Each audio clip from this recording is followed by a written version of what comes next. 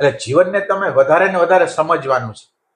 તમે માનો કે ભૂલી જવા દ્વારા ઓલી વસ્તુને તો જોતા નથી, જે વસ્તુ અત્યારે હાલી રહી છે એને તો જોતા નથી. હવે ભૂલી જવું એટલે શું? એટલે ઈ તો તમને એક આશ્વાસન આપ્યું કે હાલો ભૂલી જાનો, પણ એને ભૂલી જવા માટે જ્ઞાનની જરૂર પડશે, સમજની જરૂર પડશે. એની આપણા સત્સંગની અંદર એમ કીધું છે ને, ઉપાદાન અને નિમિત્ત. ઉપાદાન એટલે તમે એક મરચાનું ઝાડ વાવો, કારેલાનું વાવો, રીંગણા વાવો, તો એ રીંગણા એના જે ઓલા મૂળિયા હશે એ ખેંચશે કોને? જે પ્રકારે માનો કે મરચા છે તો મરચા તીખાસ ખેંચશે, તો એ તીખાસ ખેંચવાનું કામ મરચું જ કરે છે ને. હવે મરચું પૂછે છે કે મને તીખાસ કેમ? માનો કે એમ આપણી આજુબાજુ જે ઘટનાઓ, પ્રસંગો જે બને છે ને, એ પ્રસંગો એટલા માટે બને છે કે આપણી અંદર પડેલું છે એટલે એ બીજાને બોલાવે છે.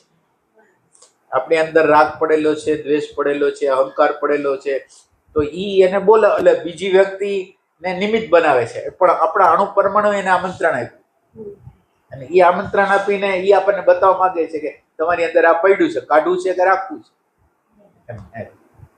એટલે આ બધી અન્ડરસ્ટેન્ડિંગ બહુ જોઈએ આની. ત્યાં સુધી તો શું બધા સમજણથી ચલાવતા, હવે આ દીકરો ને વહુ ને બધા હવે જોડે રહેશું ત્યારે વધારે પડશે. હા, વધારે ભલે ઈ સારા જ છે, એવું કઈ નથી. ના પણ એ તો વિચારો તો અલગ જ હોય. હા, વિચારો અલગ પડી જાય ને એટલે એના કારણે ના, એટલે વિચારો એમાં આપણે તો શું કરવાનું છે કે એના વિચારોને પેલા સમજવાના છે. એના વિચારો હોય ને એને સમજવાના છે. હવે એના વિચાર એક છે અને આપણો એક વિચાર છે, એમાં બેસ્ટ શું છે? એવું નહીં કે મારો વિચાર અથવા એનો વિચાર, એમ નહીં. તમે જો એમ્પ્ટી હશો, તમે હાજર રહેશો, તો તમને ખબર પડશે બેસ્ટ વસ્તુ આ છે. પછી એની હોઈ શકે, તમારી હોઈ શકે, એવું નહીં. પણ એમ કે તમને પેલા ખબર પડવી જોઈએ કે બેસ્ટ કયું છે. એટલે બધા હારે કોમ્યુનિકેશન કરવાનું અને આપણે અંદર જોવાનું કે બેસ્ટ હોય એ આપણે કરવું છે. એમ કે એની વાત ક્યારેક સાચી હોય તો આપણે એને સાચી કહેવી પડે, એને પ્રોત્સાહન આપવું પડે કે વાહ, આ વાત તો બહુ સરસ છે. ખાલી તમે વાહ કીધું ને એમ કીધું ને એટલે એને તમારા પ્રત્યે પોઝિટિવ ભાવ આવી, પછી એ આપણું સાંભળશે. જો તમે બધી ના પાડશો તો એ સાંભળશે નહીં. એ જે પણ કઈ કામ કરે છે, કાજ કરે છે, એને એપ્રિસિએશન કરો. વાહ, સરસ શાક બનાવ્યું, સરસ આ બનાવ્યું, વાહ, આ કપડાં પહેરવાની રીત તારી બહુ સરસ છે. ગમે તમને જે સારું લાગે, ખોટું નહીં, પાછું સાચું કહેવાય.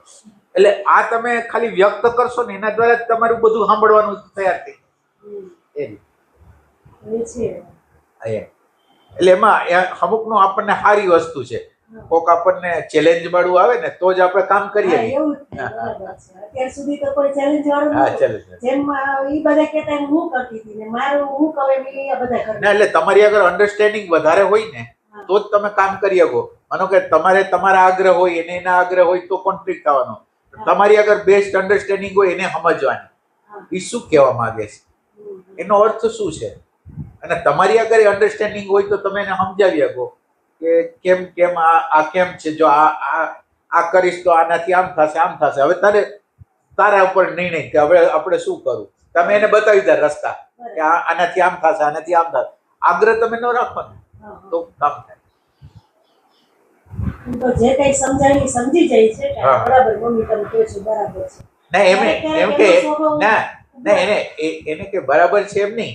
તને હજી એવું લાગતું હોય તો તું મને તું કર મને, એમ નહીં. બરાબર છે.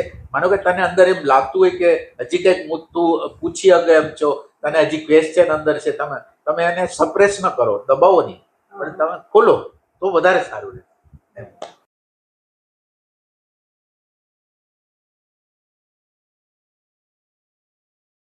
ઝઘડો ન થાય, કાંઈ નહીં, શાંતિથી બધા હસતા ખેલતા હોય. પણ ક્યારેક એવી વાત થાય ને તો એમ થાય કે આ કઈક પરમાત્મા એ અંદરથી કાઢવા માટે આપણા વચ્ચે મૂક્યું. ના, એટલે આપણે કેવી રીતે કામ કરવું એ બતાવે. એટલે થોડુંક કટોકટી થાય ને તો જ આપણને ખબર પડે કે શું કામ કરવું. ક્યારેક આવી જાય કે કોઈ આવી રીતના સામે ના બોલ્યું હોય ને એવું થઈ જાય. પણ તમારે એમ સમજવાનું કે ઈ તમારું સોમાન છે, ઈ તમારી પર્સનાલિટીનો ભાગ છે. તો તમારે પર્સનાલિટી રાખવી છે. તમને દુઃખ થાય છે એનું કારણ શું? અત્યાર લગીન માન મળેલું છે. હવે એક શબ્દ તમને જેટલી રીતે રાખેલા છે એ પ્રમાણમાં એક ઓલું થશે તો તમે એટલે આપણે તો એના ઉપર કામ કરવાનું છે. રડશું અને એને જસ્ટિફાઈ કરશું તો એને આ ભૂલ આપણી ભૂલ આપણે નહીં કાઢીએ. સુધારી લઈ શકીએ.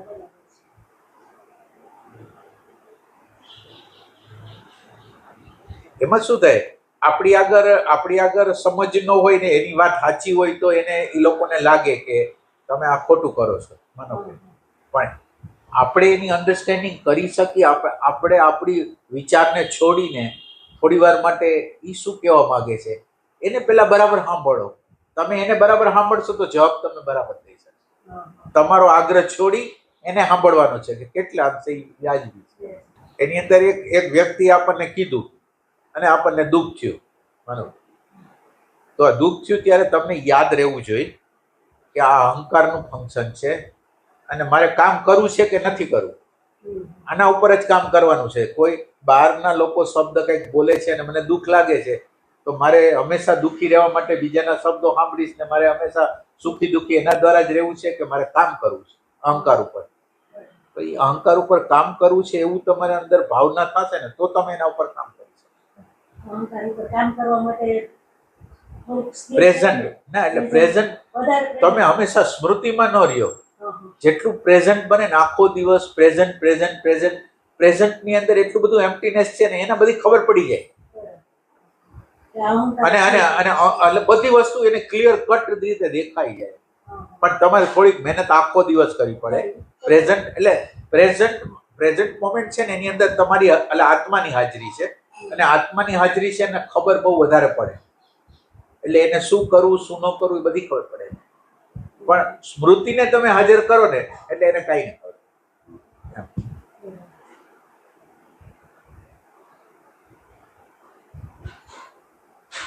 અને કસોટી જ્યારે શરૂ થાય ને ત્યારે તમારે સમજવાનું કે ભગવાન હવે આપણા ઉપર ખુશ છે. બાકી અનુકૂળતા હોય ત્યાં લગી તમારે સમજવાનું પ્રભુ નાખુશ છે, પ્રભુ હજી મને મળવા માંગતા નથી. પણ જ્યારે વધારે વિપત્તિ આપે ને ત્યારે સમજવું કે હવે આપણું ચાલુ થયો છે રસ્તો. હા, એટલે કોઈ અપમાન કરે છે, કોઈ આપણને ગમતું નથી એવો વ્યવહાર કરે છે ત્યારે સાવધાની થઈ જવાનું. મારે આના ઉપર કામ કરવાનું છે. એ લોકો જે બોલ્યા એ બોલ્યા, મારે તો આના ઉપર કામ કરીને જ, બાકી તો આધ્યાત્મનો અર્થ જ શું થયો?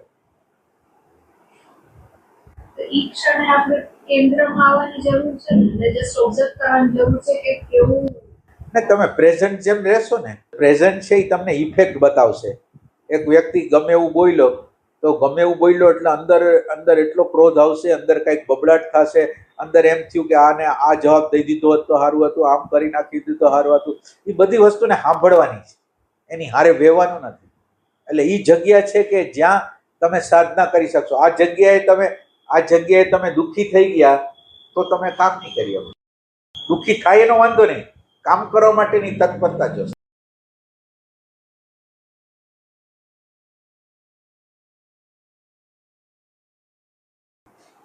એટલે તમારે હવે અન્ડરસ્ટેન્ડિંગની જરૂર છે. ધ્યાન તો બરાબર, હવે તમારી અન્ડરસ્ટેન્ડિંગ, આ પ્રસંગો કેમ બને છે, આ બધા લોકો આવી રીતે વ્યવહાર કેમ કરે છે, એટલે કુદરતનો કાનૂન તમે જેમ જેમ સમજતા જશો ને એમ તમને ખ્યાલ આવશે કે આ પ્રસંગ આની રીતે બન્યો, આ પ્રસંગ આવી રીતે બને છે. માનો કે તમારી અંદર ખબર નહોતી કે ઈગો છે, તો હવે એને એક શબ્દ થોડોક જોરથી ઉચ્ચારણ કર્યો, તમે સાંભળેલો નથી, તમારો ઈગો ઘવાઈ ગયો. પછી તમે જેવો આ બનાવ બન્યો એ ભેગું જ તમે કામ કરવા કેટલા તત્પર થયા, સાક્ષી રહેવા, સેપરેશન કરવા માટે તમે કેટલો પ્રયાસ કર્યો. આ તમારી આધ્યાત્મિકતા છે. બાકી તમે માનો કે ત્યારે કામ ન કર્યું, રડી લીધું, બધું કરી લીધું, તમને યાદ જ ન આવ્યું તો આધ્યાત્મ ચાલુ નહીં થાય. એટલે આ એક વાત યાદ રાખજો કે તમારી સેપરેશન, આપણે જે વાત કરી છે ને જુદા થવાની, એ જુદા થવાની પ્રેક્ટિસ કરી હોય તો અહીંયા કામ લાગશે, નકર કામ નહીં લાગે. હા, તો ઈ તપ છે. ભૂતકાળના વેલ્યુ, તમારા ઈગોના ભૂતકાળના વેલ્યુ કે હું મહત્વની છું, એટલે તમને જે તમારા વિશે ભાવના હોય એ અત્યારે ટ્રાય કરશે અને તમારું જ્ઞાન દ્રષ્ટિ એની સામે ઉભા રહેવાની. આ તપ છે. જ્ઞાન દ્રષ્ટિ સેપરેશન કરવું, એ જે બબડાટ કરે છે એને સાંભળવો, અને ક્યારેક ન પહોંચી ગઈ તો પ્રાર્થના કરવી, આ બધી વસ્તુ એનો ભાગ છે.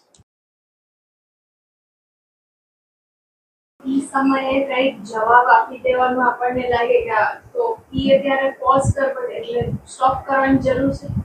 હા, એટલે અંદર કામ કરવું હોય તો આ તો એક ભગવાને તક આપી એમ કે આ પ્રસંગ ન બન્યો હોત તો મારા અંતઃકરણની સ્થિતિ આટલી બગડી ન જાય. તો આ બગડ્યું છે તો હવે આપણે તો એને કઈ હરખું તો કરવું જ પડશે. એટલે જ્ઞાન દ્રષ્ટિ આ જગ્યાએ જ જોઈ. જો આ જગ્યાએ જ્ઞાન દ્રષ્ટિ ના આવી, તમારું સેપરેશન ન આવ્યું, તમારી જુદાઈ ન આવી, તમે જુદા છો એવું સમજ ન આવી તો કામ નહીં. પણ વ્યવહારિક રીતે ક્યારે એવું થાય કે આપણે સમજો કઈક જવાબ ન આપીએ સામેવાળો ના, વ્યવહારિક રીતે તમે જવાબ આપો ન આપો એ મહત્વનું નથી. એટલે આપો તો એ વાંધો નથી, ન આપો તો એટલે વ્યવહારિક રીતે તમને સમજ હોય તમે મને કહો, અને કહેવા દ્વારા જો કઈ સંઘર્ષ ન થતો હોય તો કહી દેવાનું. પણ મહત્વની વસ્તુ કેવું ન કેવું એ નથી.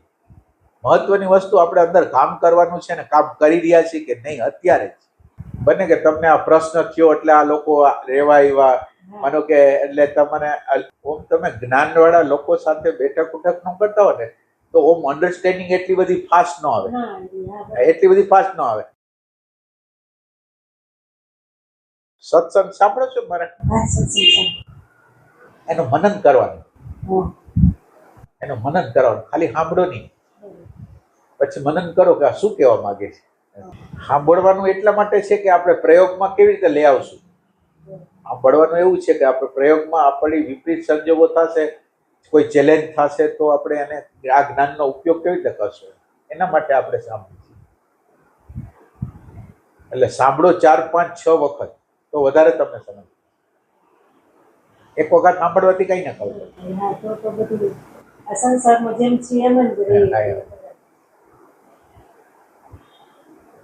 એટલે તમે સાંભળતા હો ત્યારે એક પોઈન્ટ જુઓ કે આ કયો પોઈન્ટ છે કે જે ઇમ્પોર્ટન્ટ છે, જ્યાં તમારે ખરેખર ત્યાં પોઝ કરવો જોઈએ કે આ વાત છે એ મારા જીવનની અંદર ઉપયોગી થવાની છે. તો આ વાતને એક નોંધ તમારા અંદરના સાઈડમાં કરો, કે તમે નોટ કરી નાખો કે આ બહુ ઇમ્પોર્ટન્ટ વસ્તુ છે, આ મને કામ આવશે. એ ટાઈપ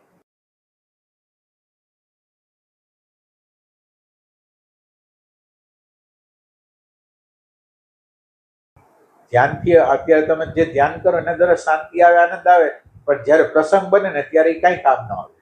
આ કોઈ વસ્તુ કામ ન આવે.